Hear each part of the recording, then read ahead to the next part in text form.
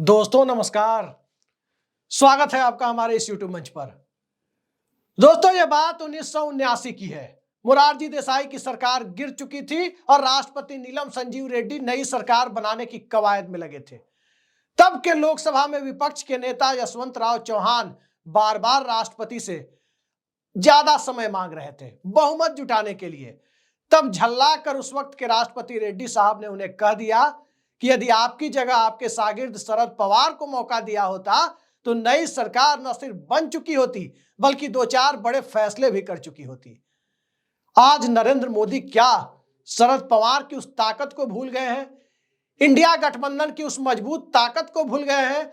या नरेंद्र मोदी की सत्ता 240 को 272 मान बैठी है जो महाराष्ट्र की सियासत में एकनाथ शिंदे को दरकिनार करने की कवायद कर रही है?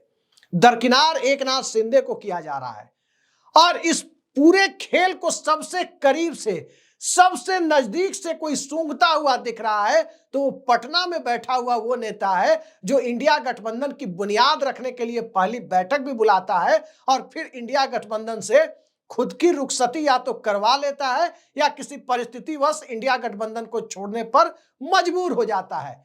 आज बिहार विधानसभा में जिस प्रकार का इशारा हमारी स्क्रीन पर आप देख सकते हैं, तेजस्वी यादव यानी नेता प्रतिपक्ष को नीतीश कुमार करते हुए नजर आए, उसे देखकर सबको यह लग रहा था कि आखिर ये कौन सी केमिस्ट्री डेवलप हो गई है नीतीश कुमार और तेजस्वी यादव के बीच।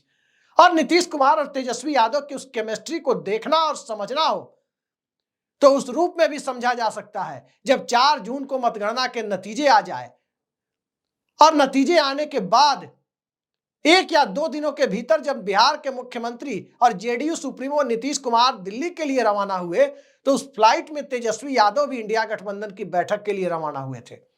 और तेजस्वी यादव और नीतीश कुमार जो पहले आगे पीछे बैठे हुए थे बाद में अगल बगल फ्लाइट में बैठकर बतियाते हुए दिल्ली पहुंचे थे। उस वक्त भी एक चर्चा बहुत आम थी कि नीतीश कुमार ने बिहार के डिप्टी सीएम और बीजेपी नेता सम्राट चौधरी को मिलने से इनकार किया था और वो मिले नहीं थे। क्यों नहीं मिले थे? 4-5 घंटे तक इंतजार कराने के बाद मिले थे। ये खबर उस वक्त सोशल मीडिया में दौड़ रही थी। कारण क्या था? इंडिया गठबंधन की तरफ से औपचारिक निमंत्रण की बात सामने आ रही थी। लेकिन जो महाराष्ट्र का नतीजा आया वो संसद में आज की तारीख में 242 के करीब की संख्या के साथ मौजूद इंडिया गठबंधन को कंधे झुकाने पर जब मजबूर कर रहा है तो स्वाभाविक है कांग्रेस पार्टी की वो स्ट्रेटजी भी अब बदली हुई नजर आ रही है कि सत्ता तो कांग्रेस के नेतृत्व में ही बनेगी।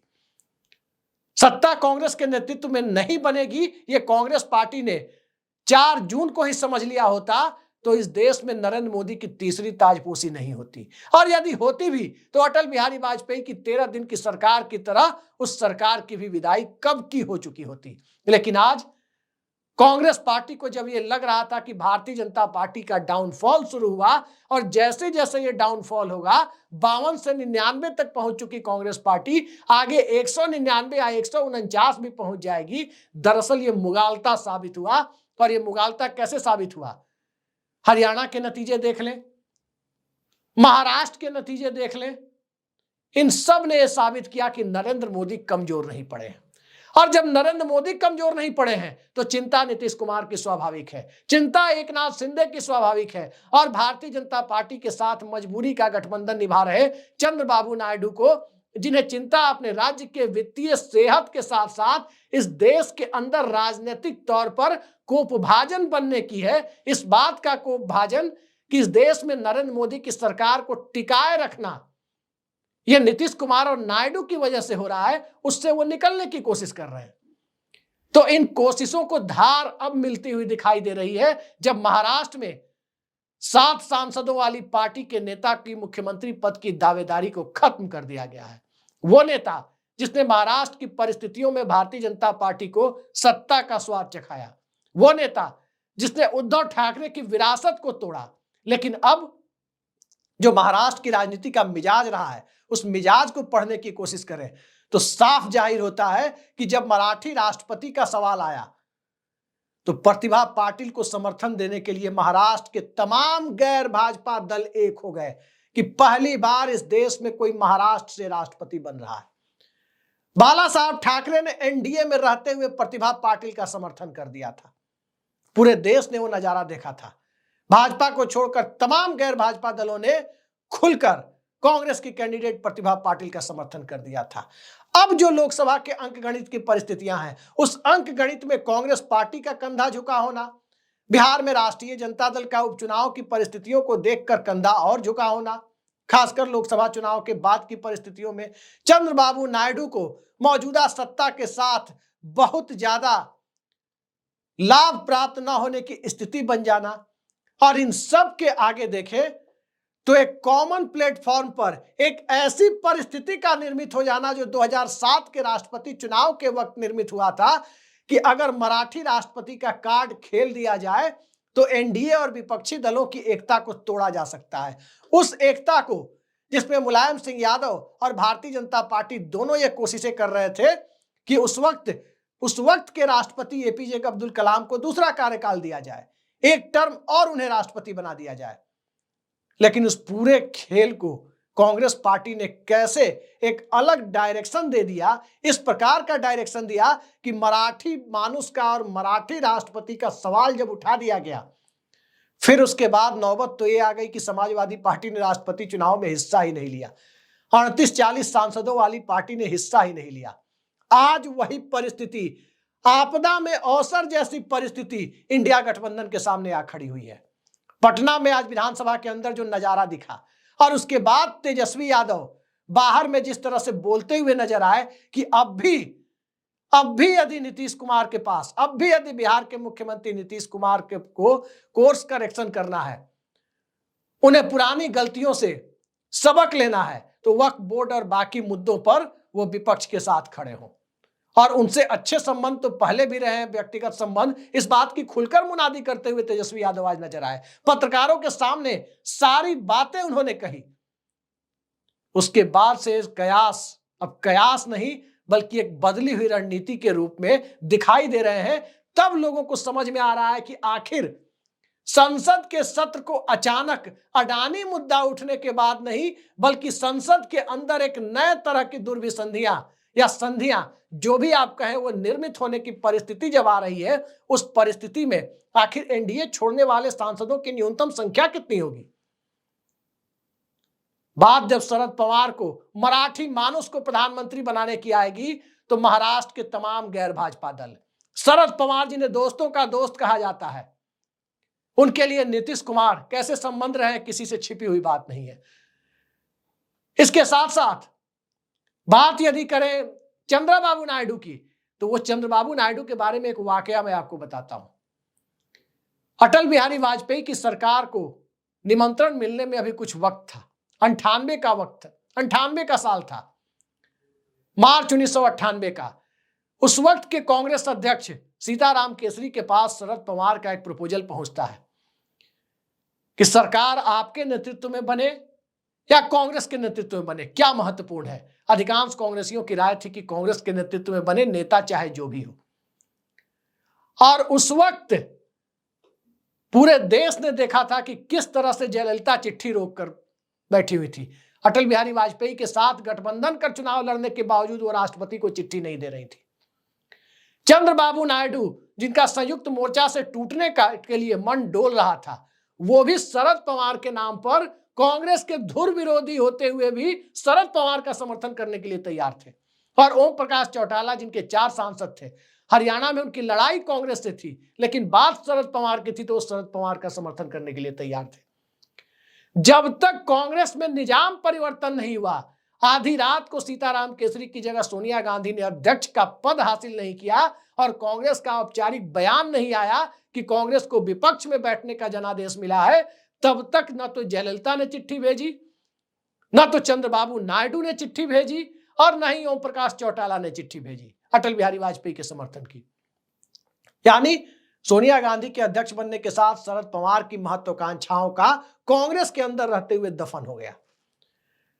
शरद पवार वही है, व्यक्ति वही है, अधिकांश किरदार भी उस वक्त के जो पॉलिटिकल किरदार थे, चाहे चंद्रबाबू नायडू हो, चाहे बाला साहब ठाकरे की विरासत हो, बाला साहब नहीं है, उद्धव ठाकरे हैं, एकनाथ शिंदे की पार्टी के सांसद हो, उनके खुद के भतीजे अजीत पवार की पार्टी के इकलौते सांसद हो और नीतीश कुमार की पार्टी के सांसद हो, कितने होंगे? एकनाथ शिंदे की शिवसेना के हमारी स्क्रीन पर आप देखें 7 सांसद, एनसीपी के 1 सांसद, इसके साथ साथ जेडीयू के 12 सांसद और चंद्रबाबू नायडू के 16 सांसद। यह आंकड़ा 36 सांसदों का पहुंचता है। और जब यह आंकड़ा 36 सांसदों का पहुंचता है तो 234 सीटें जीत चुका है इंडिया गठबंधन, जिसके पास पप्पू यादव जैसे निर्दलीय और वैसे छोटे दल जो इंडिया के साथ नहीं है, इंडिया के साथ चुनाव नहीं लड़े लेकिन खुलकर भाजपा के समर्थन में नहीं बैठ सकते। मसलन सांगली से जीते हुए सांसद, पंजाब के 2 सांसद, कश्मीर के 1 सांसद, असदुद्दीन ओवैसी, इस तरह के जो 8 सांसदों की गिनती है वो 242 के आंकड़े पर है।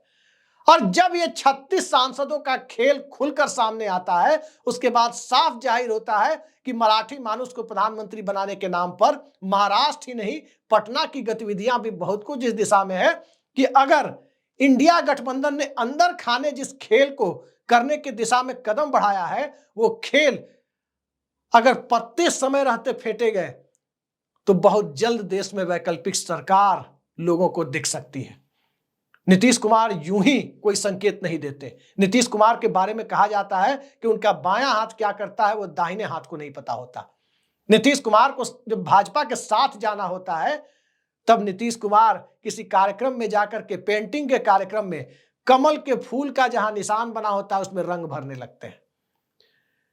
जब उन्हें भाजपा का साथ छोड़ना होता है तब वो जातिगत जनगणना के मुद्दे पर सर्वदलीय प्रतिनिधिमंडल लेकर दिल्ली आते हैं और उस मुद्दे पर पत्रकारों को एड्रेस करने के लिए तेजस्वी यादव जो नेता विपक्ष है उन्हें आगे कर देते हैं। और जब उन्हें फिर दोबारा भारतीय जनता पार्टी के साथ जाना होता है तब नीतीश कुमार क्या करते हैं? तब नीतीश कुमार G20 के सम्मेलन में प्रधानमंत्री के बुलावे पर बाइडेन से भी मिलने आ जाते हैं, ललन सिंह को पार्टी अध्यक्ष पद से भी हटा देते हैं और अटल बिहारी वाजपेयी की समाधि पर फूल भी चढ़ाते हैं। राष्ट्रपति के कार्यक्रम में कह भी देते हैं मोतिहारी में, भाजपा नेताओं की तरफ इशारा करके आपसे हमारा संबंध कभी टूटेगा थोड़े ना। लेकिन कौन जानता है शरद पवार ने इस देश में कितने राजनीतिक दलों की फाइनेंशियल पाइपलाइन को दुरुस्त कराने का इंतजाम कराया। जिन पार्टियों के पास चुनाव लड़ने के लिए पैसा नहीं था, 2 पार्टियां आपस में लड़ रही हो, दोनों कंगाली की हालत में हो या दोनों के पास उतने पैसे नहीं हो, पैसे दोनों को आएंगे, इंतजाम शरद पवार करेंगे, कहीं ना कहीं से करा के देंगे, किसी ना किसी से करा के देंगे। उन शरद पवार के पास ये जो संख्या मैंने सांसदों की बताई, वो संख्या इसलिए महत्वपूर्ण है क्योंकि नरेंद्र मोदी की सत्ता अपनी तमाम कोशिशों के बावजूद 234 सीटें जीतकर दिल्ली पहुंची इंडिया गठबंधन में सेंध नहीं लगा पाई। बकायदा 8-9 सांसद उनके बढ़ ही गए जो उनके समर्थन में है, उसमें सेंध लगा पाने में अब तक कामयाबी नहीं मिली। और जब उनमें सेंध लगा पाने में कामयाबी नहीं मिली, नवीन पटनायक के भी एक सांसद को आप देख सकते हैं किसी भी हाउस के, जब उन्हें सेंध लगाने में कामयाबी नहीं मिली, उसके बाद भारतीय जनता पार्टी ने महाराष्ट्र की राजनीति में शिंदे का जो हाल किया, वही हाल, वही हश्र नीतीश कुमार का होना है। इस बात से नीतीश कुमार को अब शायद ही कोई शक सुभा रहा होगा। नीतीश कुमार इस बात को भली भांति जानते हैं कि पटना में मुख्यमंत्री बनाना भाजपा का ही नहीं बल्कि संघ का दशकों पुराना एजेंडा रहा है कि पाटलिपुत्र में हिंदी भाषी भारत में भारतीय जनता पार्टी के वर्चस्व की मुनादी उसी दिन होगी जिस दिन पाटलिपुत्र में भारतीय जनता पार्टी का मुख्यमंत्री शपथ लेगा। और जो हाल शिंदे का हुआ वो देखने के बाद चिराग मॉडल के तहत कट टू साइज किए जा चुके जनता दल यूनाइटेड के नेता नीतीश कुमार अब किसी मुगालते में है। कम से कम आज जिस प्रकार से इशारों में, आंखों ही आंखों में इशारा हो गया वाली स्थिति जो दिखाई दे रही थी, वो साफ कह रहा था, उसका साफ साफ संकेत था कि एक तरफ मुंबई में संधियां हो रही है, दूसरी तरफ पटना में संधियां हो रही है, तीसरी तरफ चंद्रबाबू नायडू तैयार बैठे हुए हैं। तो देर किस बात की? क्या देर कांग्रेस पार्टी की तरफ से है या कांग्रेस पार्टी ने वस्तु स्थिति को आत्मसात करके इन सभी दलों को आगे बढ़ने का संकेत दे दिया है? इंतजार कीजिए, इसी संसद सत्र में वो दिखाई दे जाएगा कि आखिर जो बिसात बिछाई जा रही है उस बिसात के आगे किस तरह की सियासत इस देश में संख्या बल के आगे शीश झुकाने वाली जो 13 दिन की अटल बिहारी वाजपेयी की सरकार थी, वो वाला खेल होगा, या अंततः दिल्ली में कांग्रेस पार्टी अपनी अकड़ में, कांग्रेस पार्टी अपने एजेंडे में, कांग्रेस पार्टी अपनी लॉन्ग टर्म की कथित प्लानिंग में और कांग्रेस पार्टी अपनी उस मनस्थिति में भारतीय जनता पार्टी को सरकार कंटिन्यू करने का मौका देती रहेगी जो इस देश के अंदर सेकुलर मिजाज के माने जाने वाले लोग एक क्षण भी देखना नहीं चाहते। यह आने वाला वक्त बताएगा। आज की तारीख में कांग्रेस पार्टी का व्यक्ति प्रधानमंत्री बने, दरअसल इस देश में कांग्रेस के समर्थकों को भी इसमें बहुत रुचि नहीं है।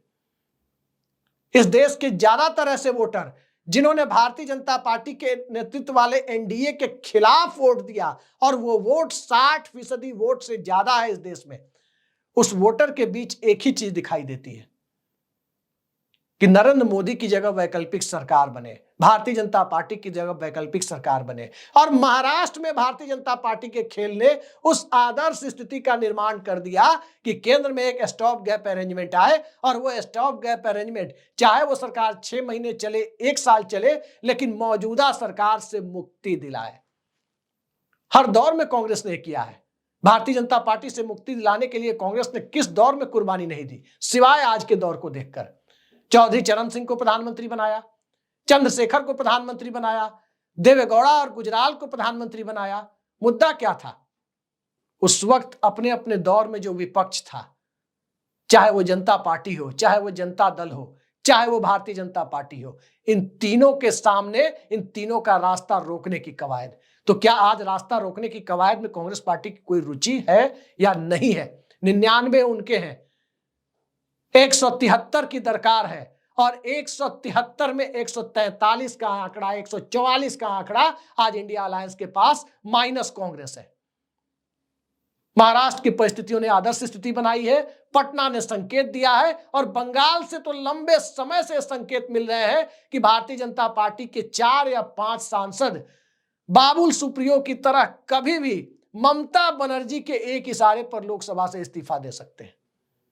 ये खबरें 2-3 महीने पहले प्रमुखता से आई थी। तो देखते जाइए, सबके बीच में कांग्रेस पार्टी खड़ी है। याद रखिए, नरेंद्र मोदी की सरकार चलेगी तो कांग्रेस पार्टी की वजह से, नरेंद्र मोदी की सरकार गिरेगी तो कांग्रेस पार्टी के बड़े त्याग की वजह से। कांग्रेस क्या करती है ये कांग्रेस जाने। आज के लिए इतना ही, नमस्कार।